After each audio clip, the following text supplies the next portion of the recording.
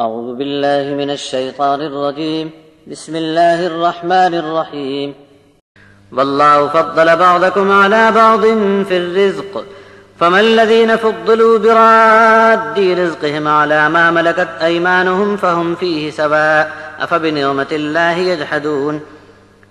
والله جعل لكم من أنفسكم أزواجا وجعل لكم من أزواجكم بنين وحفدة ورزقكم من الطيبات أفبالباطل يؤمنون وبنعمة الله هم يكفرون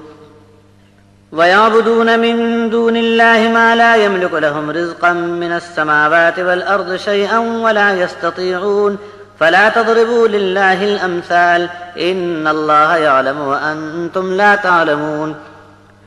ضرب الله مثلا عبدا مملوكا لا يقدر على شيء ومن رزقناه منا رزقا حسنا فهو ينفق منه سرا وجهرا هل يستوون الحمد لله بل أكثرهم لا يعلمون وضرب الله مثلا الرجلين أحدهما أبكم لا يقدر على شيء وهو كل على مولاه أينما يوجهه لا يأتي بخير هل يستوي هو ومن يأمر بالعدل وهو على صراط مستقيم اللہ نے تم کو رزق میں ایک دوسرے پر فضیلت عطا فرمائی۔ اب جن کو رزق میں زیادہ حصہ ملا وہ اپنے نوکر چاکر کو دینے والے نہیں کہ مرتبے میں مالک نوکر سب برابر ہو جائیں، تو کیا یہ لوگ اللہ کی نعمت کی ناقدری کریں گے؟ اور اللہ نے تمہارے لیے تمہاری اپنی جنس سے جوڑے بنا دیے، اور اللہ نے تمہاری بیویوں میں سے تم کو بیٹے اور پوتے بھی عطا فرمائے، اور کھانے کو پاکیزہ اور صاف ستھرا رزق عطا فرمایا۔ اللہ کی اتنی بے شمار نعمت پا کر بھی باطل پر ایمان رکھتے ہو اور اللہ کی نافرمانی پر تلے ہو۔ اللہ کے سوا ایسوں کو پوجتے ہیں جو آسمانوں اور زمین میں کہیں بھی ان کے لیے روزی دینے کا اختیار نہیں رکھتے اور کسی کو کچھ بھی قدرت حاصل نہیں۔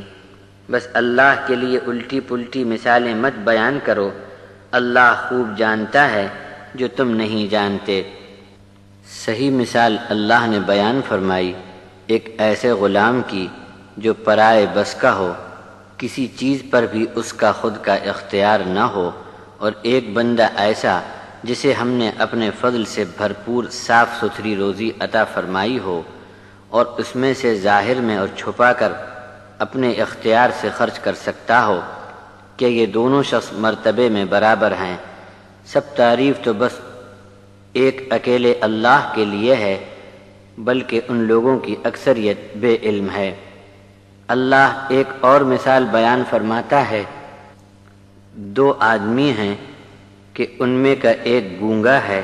اور نکما ہے، بے عقل ایسا کہ کسی بات کی اس کو سمجھ نہیں، اور اپنے آقا پر بوجھ بنا ہوا ہے، جب بھی کسی کام کے لیے اسے بھیجا جائے تو کبھی کوئی کام ٹھیک سے کر کے نہ آوے گا۔ اب بھلا بتاؤ کہ ایسا نکما شخص اور وہ شخص جو سیدھے راستے پر کھڑا ہو کر انصاف کی تعلیم دیتا ہو، کہ دونوں برابر ہو سکتے ہیں؟